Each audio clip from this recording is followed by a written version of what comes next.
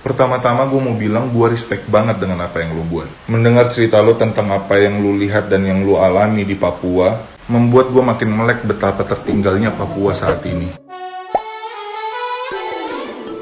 Hola netizen yang tercinta, Bobon Santoso baru-baru ini melakukan perjalanan ke Papua dan berbagi pengalamannya dengan Deddy Corbuzier di podcastnya. Dalam percakapannya, Bobon Santoso terharu saat menyampaikan bahwa beberapa masyarakat di Papua bahkan tidak mengenal daging sapi. Dalam podcast Deddy Corbuzier, Bobon menceritakan bahwa banyak orang di Papua yang tidak mengetahui keberadaan hewan sapi. Bahkan, ia menegaskan bahwa ada lansia yang sama sekali tidak tahu tentang sapi. Bobon juga mengkritik sikap kurang peduli dari sebagian warga Indonesia terhadap kondisi di Papua, menyatakan bahwa kita seharusnya memberikan perhatian yang lebih besar terhadap saudara-saudara kita di sana. Dalam tangisnya, Bobon menyatakan rasa bangganya terhadap orang Papua, sambil meminta agar tidak menghakimi mereka dan menghentikan segala bentuk rasisme. Reaksi yang muncul dari netizen yang budiman pun sangat beragam, dengan banyak yang turut merasa tersentuh dan prihatin atas cerita yang dibagikan oleh Bobon Santoso. Fakta gitu, kita punya saudara yang susah minta ampun. Sekarang kita capek-capek mengurusin luar negeri, belum lagi kasus orang Rohingya datang. Ya, emang negara kita emang mau ngejar yang kayak gimana? Maksudnya, kan lu lihat di Papua, lu lihat sendiri di Papua. Ya gue lihat sendiri di Papua.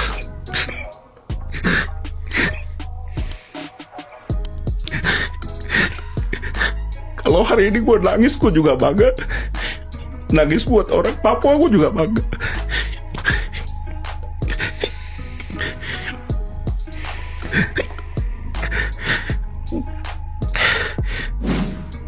Nah, gimana nih menurut netizen yang terhormat? Silahkan berkomentar ya. Buat Kak Santoso, ini konten yang paling keren dan saya pernah lihat di tahun ini, dan konten yang paling luar biasa di tahun ini. Hormat dan jujur deh, senang banget apa yang kau bilang itu yang sering terjadi di Papua sendiri guys ya. Karena banyak orang yang pengen ambil harta kekayaan alam Papua ini, tapi manusia sendiri diabaikan seperti dibiarkan tetap miskin. Padahal kita punya emas terbesar nomor 3 itu, tapi hasil emasnya itu orang Papua sendiri tidak pernah menikmati dengan baik. Dan orang Papua itu tidak pernah hidup damai, selalu hidup dalam berkonflik bertahun-tahun sampai sekarang seperti itu. Dan itu hanya sebagian aja, mungkin di daerah Merauke seperti itu, dan belum di daerah-daerah pedalaman, daerah-daerah pegunungan. Jadi teman-teman yang suka stigma buruk terhadap orang Papua dan suka menilai buruk terhadap orang Papua, yang kalian yang ucapkan orang Papua itu semuanya sama, semuanya KKB, semuanya OPM, dan semuanya membuat kelompok kriminal bersenjata, kamu harus sabar, kamu harus tahu akar masalah ya. Semua media yang kalian lihat itu semua media itu berpihak, tidak ada orang yang benar-benar turun ke lapangan seperti Kak Santoso ini dilihat dan dimata sendiri itu nggak ada. Jadi mulai sekarang kamu harus sabar. Dan kita tidak meminta kalian harta kekayaan kalian, kita tidak butuh belas kasihan sama kalian, tapi bisa nggak kalian terima kami sebagai manusia begitu? Karena kenapa? Sering diskriminasi, sering bilang kita hitam lah, sering dirasis, sering terjadi penolakan OS dan lain sebagainya. Padahal kita sama-sama bagian dari Indonesia seperti itu ya.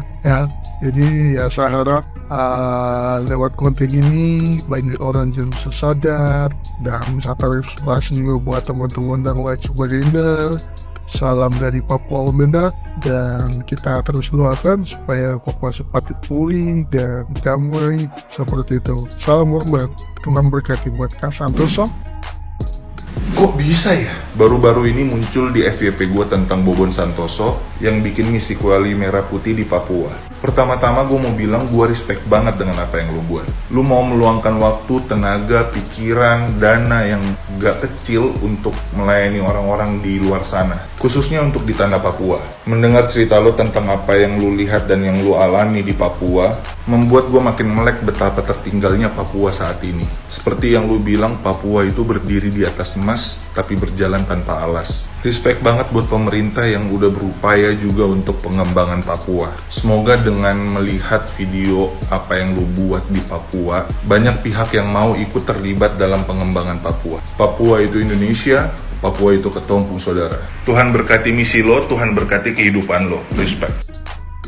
Kamu tahu di video barusan itu banyak sekali yang menyalahkan Pak Presiden Joko Widodo. Tapi kalau menurut saya ini bukan kesalahan dari pemerintah pusat, ini tuh kesalahan dari pemerintah daerah. Saya yakin kalau Pak Jokowi itu dia tidak sibuk keluar negeri ke berbagai macam daerah di Indonesia. Saya yakin dia sudah perhatikan Papua dengan baik dan beberapa daerah-daerah. Tapi dia itu sibuk, dia juga punya tanggung jawab yang besar untuk negara. Jadi kepercayaan itu di-offer ke pemerintah daerah untuk dilaksanakan oleh pemerintah daerah. Tapi pemerintah daerah ini yang korup, pemerintah daerah ini yang sengaja mungkin memiara kemiskinan di Papua sampai dari zaman dulu sampai sekarang. Kasihan, sistem barter itu masih ada di Papua, tapi di pedalaman-pedalaman. Dan kalau menurut saya kesalahan Pak Jokowi itu cuma satu, menurut saya cuma satu. Dia tuh berhasil mengawal dana triliunan rupiah ke Palestina, tapi dia gagal mengawal kesejahteraan di seluruh Indonesia dengan rata. Seharusnya dia kawal itu dengan baik. Entah dia bikin program untuk para pejabat-pejabat dan caleg-caleg biar bisa ketahuan mana yang tulus, mana yang tidak, cari tahu bagaimana caranya. Karena itu kan tanggung jawab. Dan buat kita orang Papua yang sering turun demo di jalan berteriak, batasi orang pendatang, ini jatahnya kita orang Papua, pastikan kau diri dulu. Karena PNS, DPR, gubernur, bupati, itu tuh termasuk guru ya, itu tuh bukan profesi, tapi itu tuh jiwa. Di saat kau melakukan itu dengan jiwa, kau akan melakukan itu dengan tulus. Dan di situ baru akan berkembang tuh. Kita akan jadi sesuatu yang maju. Sudah begitu, aku sering sekali berteriak tentang kebebasan. Itu belum layak sih berteriak tentang kebebasan itu sebenarnya. Tapi ya, itu urusan kalian. Menurut saya konten kreator paling tolol adalah Kakak Bobon Santoso. Kakak Bobon Santoso tuh bikin apa rela-rela jual mobil Alphard hanya untuk bikin konten masak-masak bersama warga Papua. Kakak Bobon Santoso tuh harusnya belajar dari pejabat Papua. Mereka kalau punya uang banyak, mereka habiskan di Jawa, beli rumah besar di Jawa, biar kalau dihitung hartanya tidak ketahuan. Kakak Bobon juga bikin apa rela masak panas-panasan. Kakak Bobon pun nama tengah rela kan. Kakak Bobon tuh harusnya belajar dari pejabat Papua. Mereka kalau bertemu masyarakat dari dalam mobil saja kasih keluar tangan. Kamu kasih keluar tangan mau apa? Mau yoga? Kakak Bobon juga bikin apa jalan ke distrik Kombut. Itu dari Merauke jauh dan perjalanannya rusak. Saya tahu karena saya tuh anak kampung sana. Jadi buat teman-teman yang punya ambeien, jangan coba-coba mau jalan ke distrik Kombut. Takutnya baru 1 kilo ambeien sudah jatuh. Dan buat Kakak Bobon Santoso, respect bro. Terima kasih banyak. Agak lebay, tapi apa ada yang sama kayak JJ? Habis nonton Bobon Santoso, air mata keluar. Mohon maaf kalau yang komen saya lebay, silahkan. Tapi bagi yang belum nonton, please kalian nonton aja konten-kontennya sama Om Ded juga, iya kan? Kalau kalian berair mata berarti saya nggak lebay. Kalau kalian nonton podcastnya Om Deddy sama Bobon Santoso, coba kalian perhatikan apa yang dikenakan oleh Bobon Santoso. Kalau dilihat, itu semacam tas samping. Jika dilihat dengan teliti, itu adalah noken, tas tradisional yang berasal dari Papua, yang biasanya dibuat dari serat kayu. Noken sendiri sudah diakui oleh UNESCO. Tapi, tahukah teman-teman, apa yang menjadikan noken begitu mendunia? Selain bahan pembuatannya yang tidak biasa, yang lebih unik lagi adalah cara membawa tasnya. Kalau biasa kita menentang tas di pundak atau dijinjing dengan tangan, tidak demikian dengan noken. Saudara kita di Papua membawa tas noken dengan menggunakan kepala. Karena keunikannya, Faktanya, pada tanggal 4 Desember 2012, noken ditetapkan sebagai hasil karya tradisional dan warisan kebudayaan di dunia oleh UNESCO. Selain itu, ada sisi filosofinya. Di balik keunikannya, noken memiliki filosofi yang tak kalah menarik. Noken merupakan simbol kehidupan yang baik, cinta perdamaian, serta kesuburan bagi masyarakat tanah Papua. Jadi bagaimana menurut kalian?